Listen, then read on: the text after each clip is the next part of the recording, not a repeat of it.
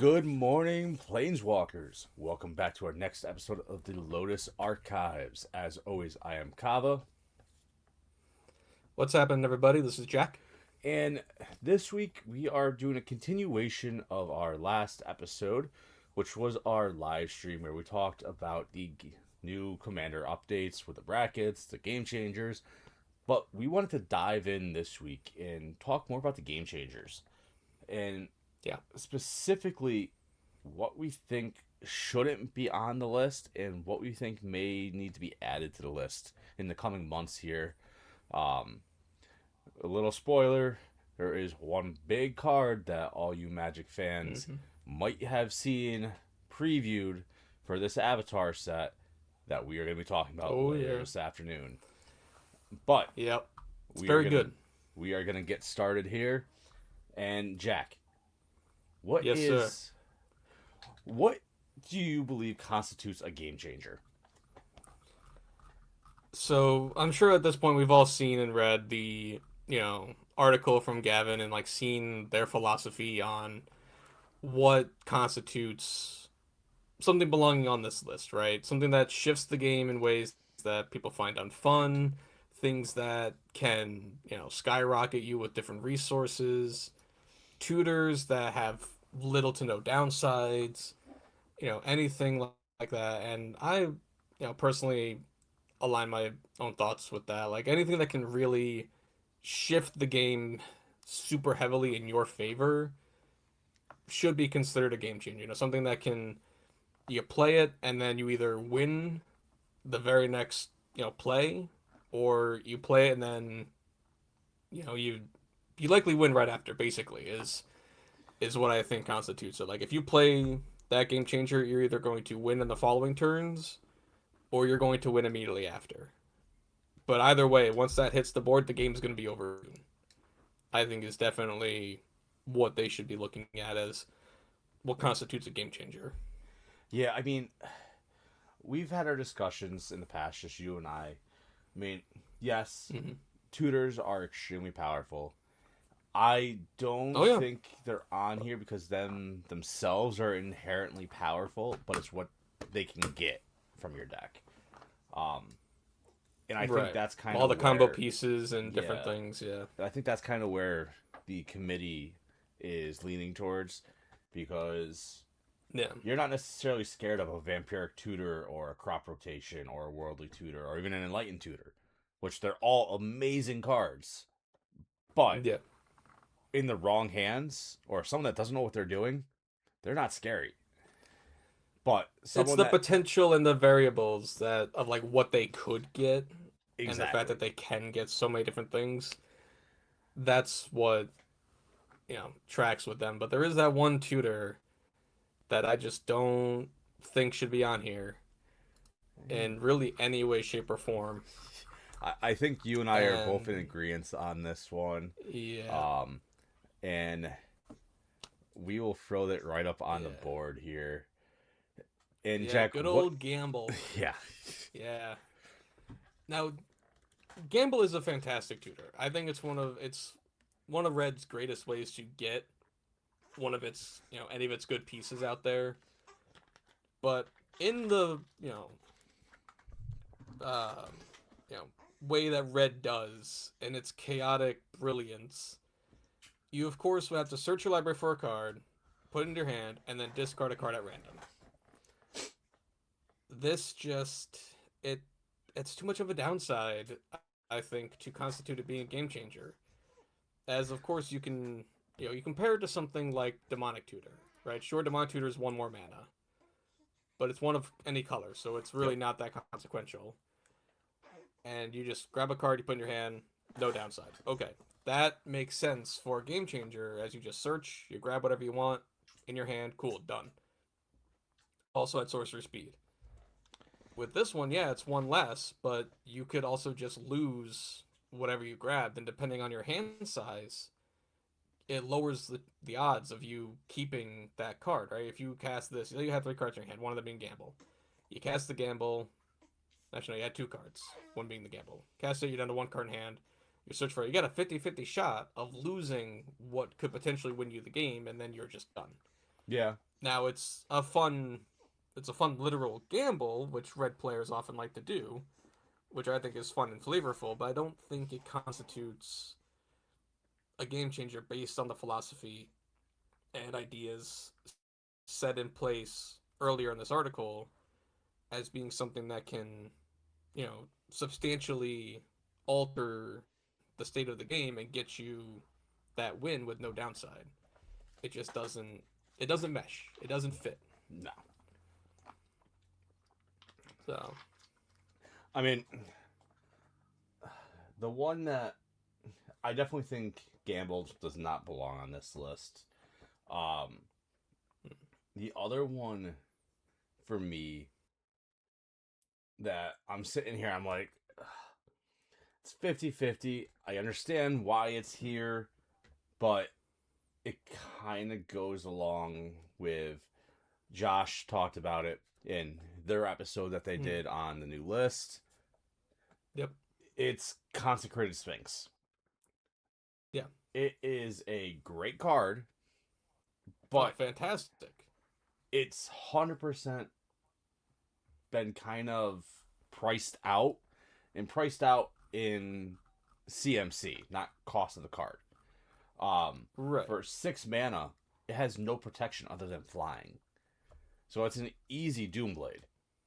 I know you always like Yeah. saying Doomblade, but Right. If it died to Doomblade, it's, what's the point, right? exactly. But exactly. So it's a great card, right? Whenever an opponent draws a card, you draw two. Okay, it's fantastic card advantage, no doubt about it. However, 6 mana in mono blue, it's unless you're cheating it out in some way, which is already going to be done at the higher levels of gameplay anyway. Like you won't be cheating this out in bracket 2 or maybe possibly 3. You might be able to sneak it out in some cheeky kind of fun rampy way, I mean, you but the biggest way I could see you cheating this out early is with ninjutsu, but if you give it ninjutsu through some other means, yeah, if you're playing yeah, like in a Demir kind of, because there is that one commander that can give everything ninjutsu. yeah, it's I So if forget you do something his like that, yeah, Satuara or something like that. Satori, some yeah.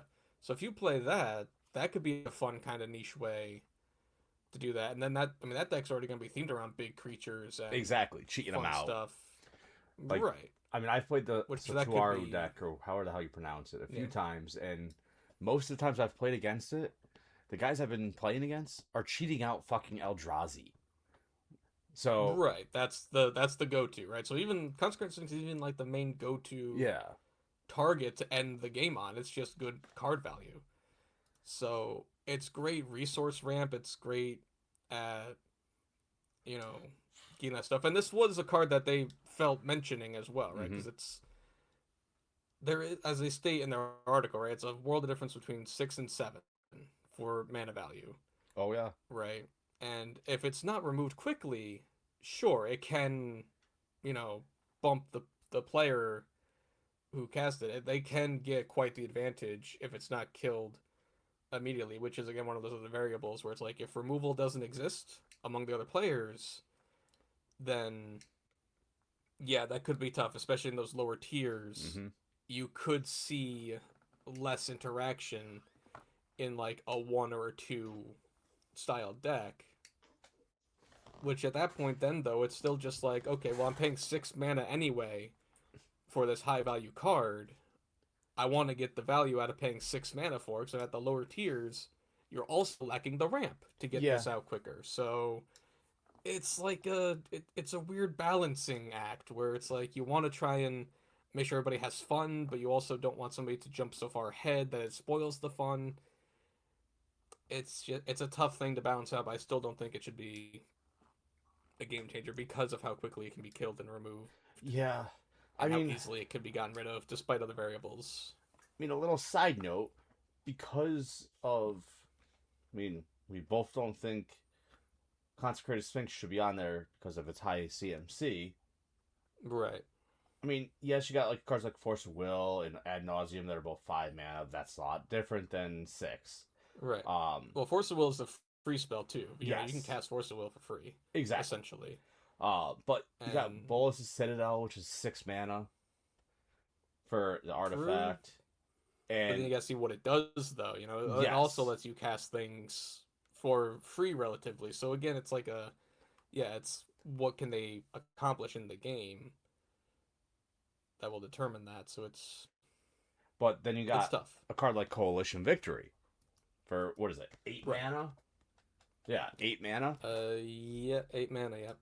But I understand how disgusting Coalition Victory Well, is. that's just gonna end the game, It right? ends Like the if I game put that in my 5 color sliver deck, it's or Reaper King or exactly a Kenrith or any of those 5 color Morphon, any of those decks, it's just gonna be like, okay, I win. because I as ramped long up as the you mana. have your I commander, tutored it with Give Some Given or something yep, else. as long as you have your commander Yeah. deck out or your commander out, all you need to make sure is you have a basic land of each type and you win. Yep. Which isn't that hard to do in the upper tiers. It's a very easy thing to accomplish. Oh yeah. Now, granted, when I was playing Reaper King, granted, when I was playing my Reaper King deck, this card was still banned. But Yep, I remember for the longest time it was banned. I wanted to play it so bad too, way back in the day, and but realistically, they all told me no. when I rebuild my 5 color deck, I'm probably gonna throw Coalition Victory in there. But You definitely can and should, I think. the amount of times that I feel like if I'm playing against people that know I have Coalition Victory in that deck, they're probably gonna not let me get to that point. Yeah. And I think if you word it in a certain way, like say you want to put it in a fun, like, see, here's a thing where I think they could come off the list, right? Say you want to put it in a thematic deck built solely around that original coalition, right? And this just occurred to me too, because you've got like this deck. This card has a story behind it, yes, right? It's got like the original crew of the Weatherlight, Sisay, and a bunch of other iconic legends, like legendary heroes of old. So if you wanted to build a thematic storytelling deck based around these characters, and that's all that was in it, was just telling their story about the evil they fought, which I want to say was the Phyrexians in their first iteration. I think so. I don't quite remember what their original story was. I know it was an epic tale from way back in Magic's early history.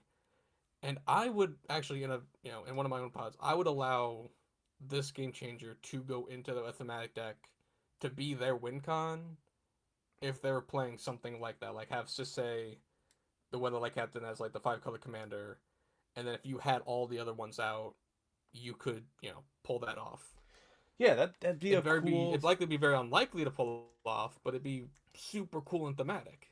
I mean, as you know, a 5 color deck, it would be very, very hard to even pull it Yeah. off at bracket 2, let alone bracket Yep. 3 with any consistency. Um, Right. I know that was my Three's a little more biggest. plausible, I think, but Yeah, that was my it gets biggest. tricky as you go up. That was my biggest challenge with when I was first building my Reaper King deck was speed, and Yeah. I usually would just take hits upon hits until I could get my mana base Yeah. going. And Right. I think unfortunately, we could see Coalition Victory come off. I think yeah, that one. I definitely I think it could see could go that. off. Yeah. So another one. I mean, we talked about lands. Um, Yep. there's it's tough because like I look at a card like Yeah. Tabernacle at Pendrell Vale. I know I discussed this with you Yep. earlier. The card Yep. is great, but If you've got $3,600 to, yeah, to throw out of your wallet. realistically, someone sitting at an LGS is not going to be bringing a Tabernacle at Pendrell Vale. Probably not. I'm sorry. That's one of the paywall behind that is just that's just too great, I think. And if you're playing with proxies, I hate to say it, I'm not allowing this that. list isn't for you anyway, because this list is made for Yeah. tournament play. Tournament play and Yeah. regular play. So you can make your own damn rules up at your kitchen table if you want to use proxies. But I mean, I defy somebody to tell me that their pod would let them proxy this card. Honestly, Making all your creatures have to be paid one or sacrifice them. That's just that. No, I mean, not realistically, when you have easy tutors out. but realistically, any of those lands, if you show up at an LGS and you tell me you have a proxy of those, one, my first thought is, besides some of the cheaper ones, like Ancient Tomb isn't as expensive anymore. Um, Still Field very of good though. Field of the Dead is not as expensive, but cards like Sarah Sanctum, Gaia's Cradle, Tabernacle at Pendrell Vale, if you come up to me and say, "Oh, I'm proxying this card," do you have the real card? Like, I'm okay if you don't want to play with it in your Probably deck, not. but at least have it in a binder. Or show me a picture that you have it and own it. I mean, I have cards myself Yeah. that I won't have in my actual deck because they're collector's pieces and I don't want to ruin Yeah. the card. But I also Right. always carry a binder with that card in there when I'm going to game Yeah. nights. Um, I mean, with these, you get what you paid for with them. exactly. As unlikely as it is to see Tabernacle, I do think because of what it can do, it certainly falls in line with just being like unfair and unfun to see at any capacity. I used to see it sometimes in Legacy with like a Death and Taxes deck, and it was Yeah. just an absolute nightmare. It pretty much ended the game. Like if someone went turn one and just dropped this thing on the board in Legacy or any other like highly competitive format like CDH or whatever, the game kind of just either stalls to a like grinding halt or it just ends because like people are just kind of look at that and go, I don't want to deal with it. I can't combat that unless they have like a wasteland or some other crazy way to get rid of it instantly. It's such a pain in the ass. Though compare that to something like Field of the Dead, it kind of seems a little like Field of the Dead may not be that bad, No. right? I mean, it can flood the board with zombies, but after a substantial amount of setup. As we read it, it's like okay, it comes in tapped, can tap for colorless. When it or another land enters the battlefield under control, let's see. Okay, under control. If you control seven or more other lands with different names, you can make a 2/2 zombie. So unless you're ramping like a madman in a land style deck, like a land themed deck like Get Rog or Hearth Hold the World Seed or Windgrace or something like that, the card is still good, but it's gonna take some setup. Yeah. And personally, I would look at these game changers and I want to see them as like, okay, you put Immediate. this into any 99, or like you put this into any deck, it's immediately gonna be good and it's immediately gonna, switch up the gameplay. It's gonna do all these things. If I put Field of the Dead into my zombie themed mono black deck, I'm barely gonna make any fucking zombies. Like that's just not gonna happen. Well, The exactly card is immediately downgraded because how because it's full of many? swamps. It's not Yeah, I mean, one, right. Different named they're full of cards. swamps, and how many Yeah, mono black named lands are there that are actually right. worthwhile Like putting into name your non deck? basics. I mean, you got Bajuka Bog. That's Yeah, Bajuka number one Bog, that can. Castle Lothwain, Yeah, there's not many maybe good Cabal ones, Coffers, but maybe even Cabal so, Coffers and Urborg. So like like, that's only four though. That's it's still yeah, not. So this is where it kind of gets a little iffy for me. Is like situationally good cards in certain archetype decks. Do those belong on the game changer list? Like if it's really good in this deck, but then not very good in other decks, does it really need to be a game changer? but And I'm just curious if like the summit was like they were talking about that at all because I don't see them mention it but in with this that same article at all. mindset, you could say the same thing with Mishra's Workshop. Because unless Yeah. you're playing an Artifact Matters deck, that doesn't matter. That card's not gonna be good in my Dragon deck. Well, I mean, so Mishra's Workshop, this one, well, you add three to your mana pool, you spend it only to cast artifact spells. that can be used to heavily ramp yourself in a lot of different. There's a plethora of more artifact synergistic decks than there are Yes. land centered, I think. Because like I can name, let's see, you got Hearthhall, Gitrog, Windgrace, and I'm sure there's a couple others that aren't banned or whatever for land matters. But you start digging into the artifact Oh, there's so many artifacts. archetype decks, you are way more likely to see a deck centered around artifacts than you are lands. And I'll die on that hill. Oh no, you're 100% It's right. just yeah. There's just yeah. So I Mishra's mean, Workshop is incredibly good. so land I'd kill to have matters. it. Yeah, land matters. Commanders right now, Mm-hmm. according to EDHREC, the top Okay. four are the Necrobloom Okay, Necrobloom with is good. just over 6,000 created decks. Okay. Then you have Lord Winggrace at just over 3,700. Then you got Okay. Omo, Queen of Vesuva, at just over 3,600.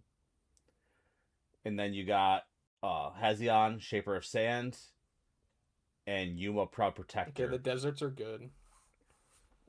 Nobody wants to play the World Seed. Okay. I mean, I get it. They don't like the spaceship. I like the spaceship. I think it's cool. World But those Seed, are definitely better. yeah, Necrobloom World is good. Seed only has just over 1,100 decks created. That sounds compared to Necrobloom. Necrobloom is fantastic. Yes, Necrobloom is incredibly powerful. but I mean, I'm looking at So you one. put any of those into that deck? Yeah, I mean, you got the top six Land Matters commanders as Necrobloom, Lord Winggrace, Omo, Yeah. Hazion, Yuma, Omnath. And then you Yep. got Omnath is Thalia really in the good. Gitrog Monster, Nine Fingers Yep. Keen, AC Tyrant of Oh, Gyro that's just Strait. gates. Yeah. Yeah. I'd Um, build a gate deck. I'd like Gate gates. deck would be cool, but Yeah. But now you Flubs the compare that to Fool, artifacts, though. dude, artifacts. Let's see. Like, let me. Yeah, go ahead and look up. We'll do So, this. Yeah, this is just really funny. top artifacts. You got Yep. Urza, Chief Artificer, Yep. with 7,336. So already over 1,000 then compared to Yeah. what And then the the second lands highest, do. you have Brea at Yep. 64 or almost 6,500 decks. So there you go. So she, yeah. And then you got So just those two Urtet. alone combined. Yeah, then you got Urtet Hmm. at just over 6,000.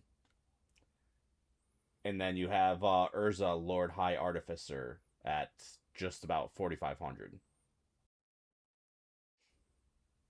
Yep.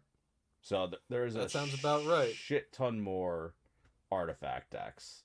And there's a Yeah, 'cause I lot think what we want to look more. at is like if you look at the number that they're played, you look at the top four artifacts compared to top four lands, there's clearly a preference being done there, which we may have just gone into what could be our next, another episode.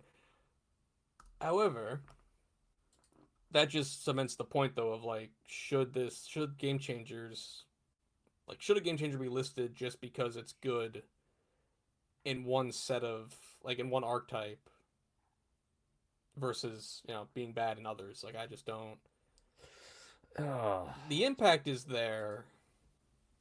Like a card like Glacial Chasm, right? Glacial Chasm is a fantastic card in something like Necrobloom or Windgrace, right? You put a yes. Glacial Chasm in there, you're basically not going to get hit, right? Like you can avoid taking damage for pretty much the entire game if you're running Glacial Chasm in one of those two decks. Yeah. But that's only those set things that, based on these metrics and these statistics, you're more likely to come across these crazy artifact combos in the upper tiers than you are, a Necrobloom Glacial Chasm deck, right? Or something that's making good use of Field of the Dead.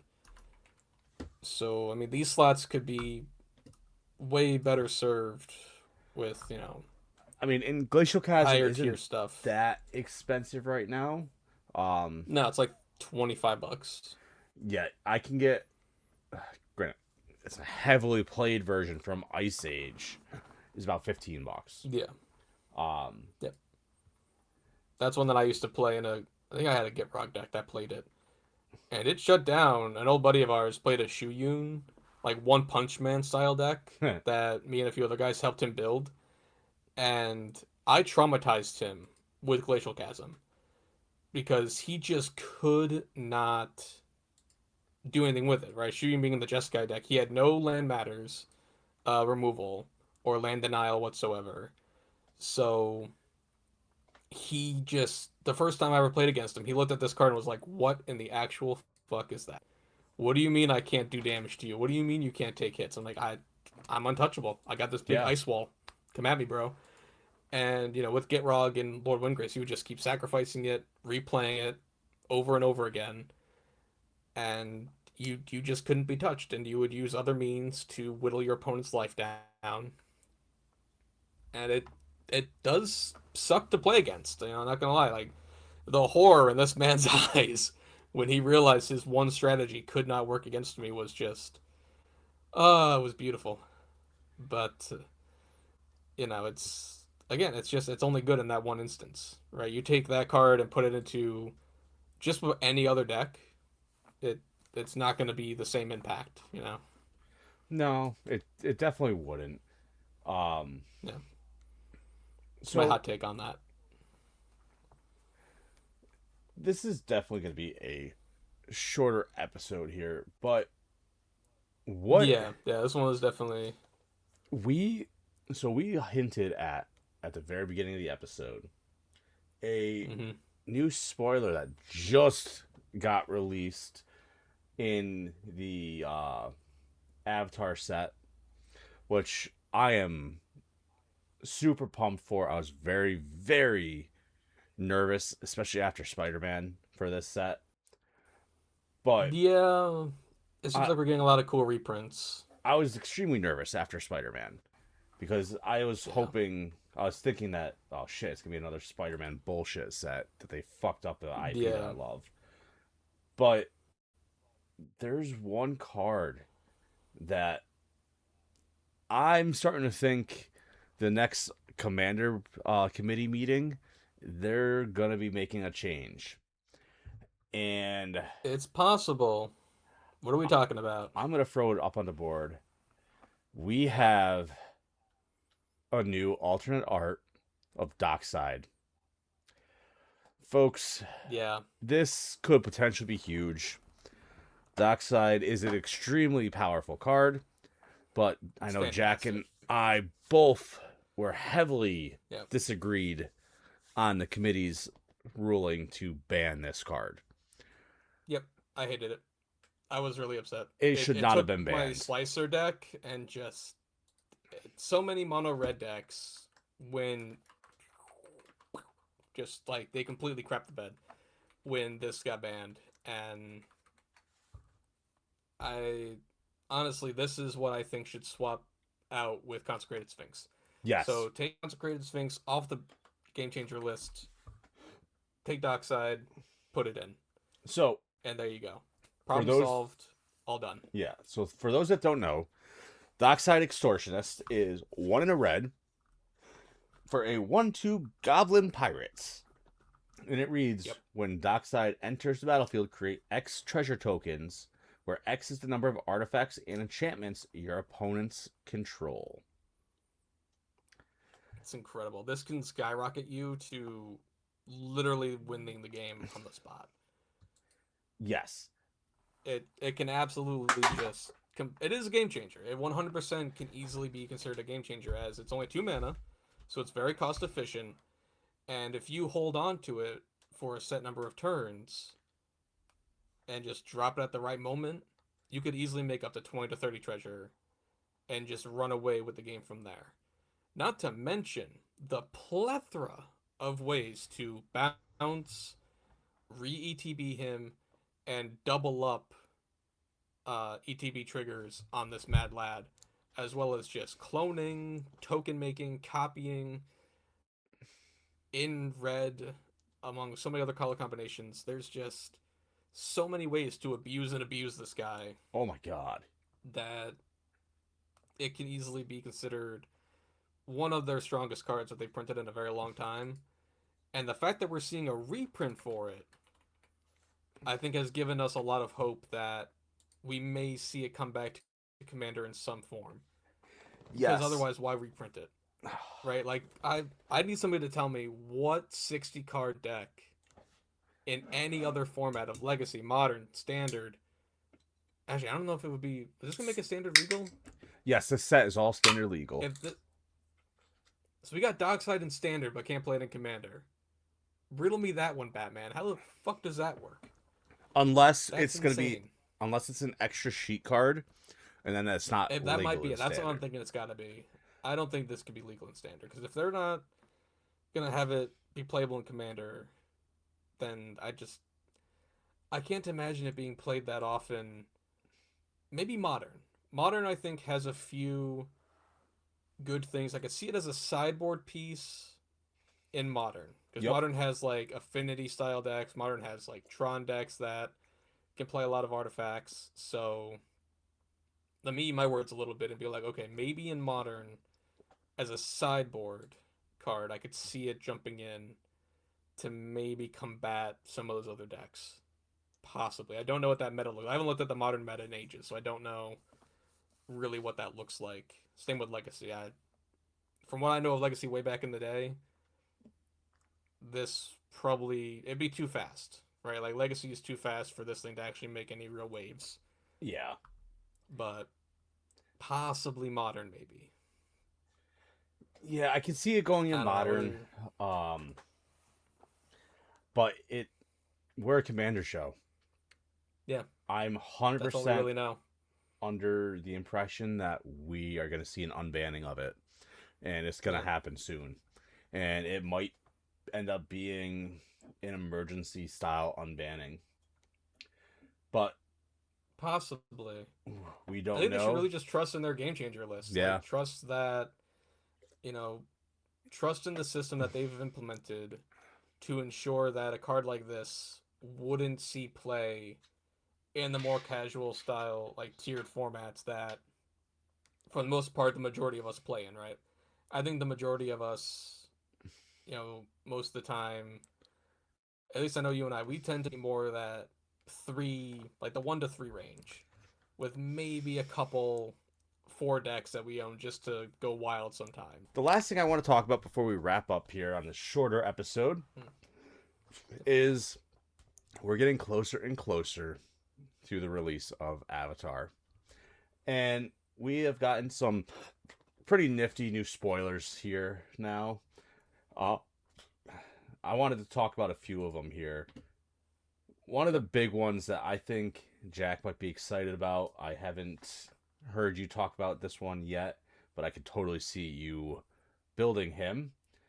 It's a 1 and Boros for a 2/2 human citizen ally, and his name is Iro T Master. Oh, Iroh? Iro. Iro. I haven't seen that Iroh card yet. Oh, I saw yes. the Grand Lotus, but I haven't seen. This one is interesting. I like this one a lot. When he enters, create a food token. And at the beginning of combat on your turn, you may have target opponent gain control of target permanent you control. When you do, create a 1/1 white ally creature token. Put a +1/+1 counter Oh, I see. on that token for each permanent you own that your opponents control. So it's a fun little Let's see. group hug slug style deck. It's definitely interesting. That's kind of cool because you can give them the food that you create. You can give that to them, and I could Exactly. see this being played with the. Oh, I could do some dirty stuff with that. The lobster from Edge of Yep. Eternities. I can make some really like crazy food shenanigans and just be like, you get a thing, and you get a thing, and you get a thing, and we're all just living in peace and harmony and having a good time. Hence That why I felt that like it could was be right kind up of your funny. alley. Um, we got a new Aang card that was spoiled. Uh, Swift Savior, one a white and a blue for a 2/3. with flash and flying. When he enters, airbend up to one other target creature or spell. And it has waterbend 8. Transform Aang.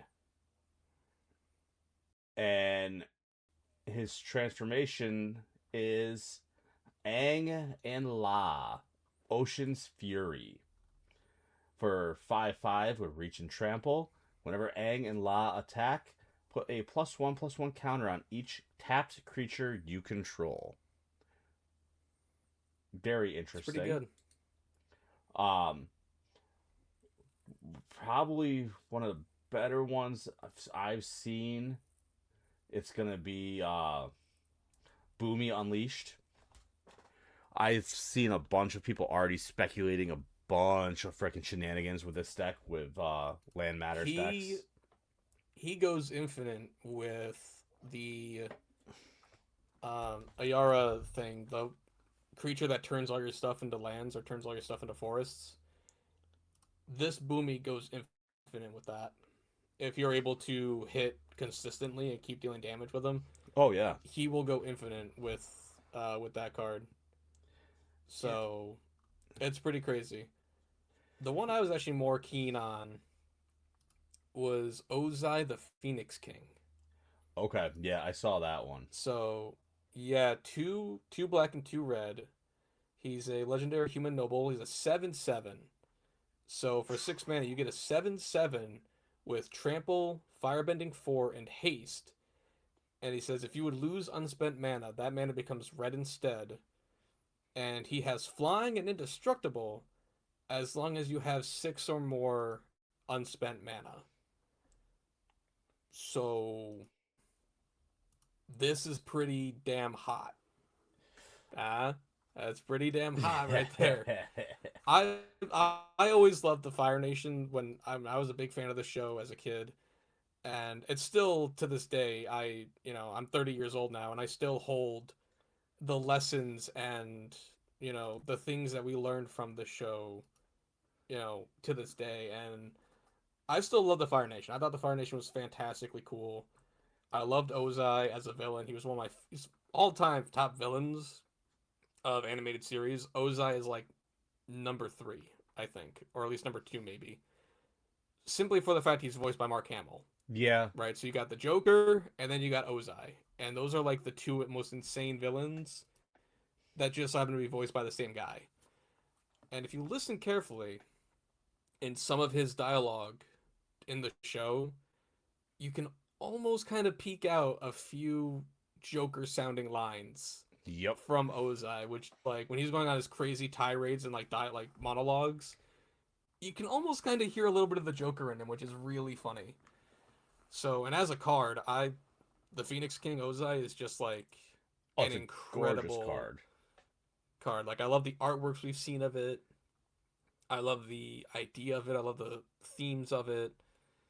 Just like setting the world on fire is just a lot of fun. So that's the dichotomy I got in my deck builds. Like, yeah, sure, I'll play Iroh and have a fun little tea party with everybody. And then on the other hand, I'm gonna burn the world to the ground. So Yeah. I know. It's a fun thing to do. Like, I know we got a new 5-color commander in High Bay, Forest Guardian. High Bay's good. You like High Bay? High Bay's adorable. Yeah, amazing artwork.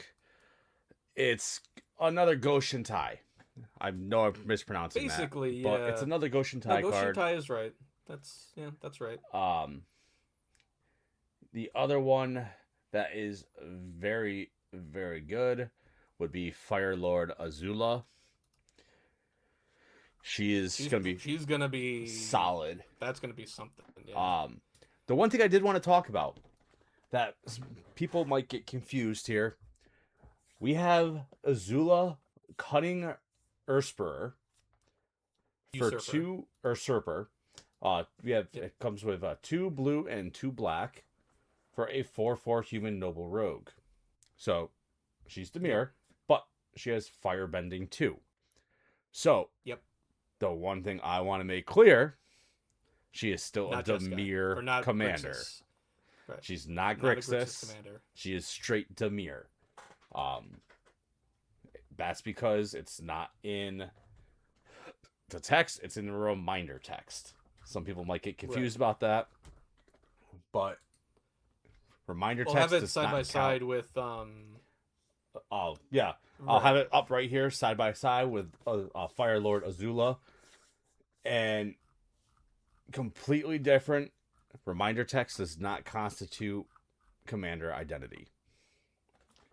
Right. Uh, It's not was it? like Morphon or the other Ozai that are, they have it in their like where it says add the mana. Like Firelord Ozai is a black card that says, you can add red mana to like Yes. add the red pip I'll throw to that that. up He's there. a Rakdos commander. Yeah, he's Rakdos because it's not reminder text. It's, in his actual full thing, same as Morphon. That had to be told to me. I thought it was different. I On my originally play thought it group, was they different too. they corrected me. Yeah, they corrected me on that, and we're like, no, it's this. He's Rakdos. You can play him like that. And I'm like, oh hell yeah.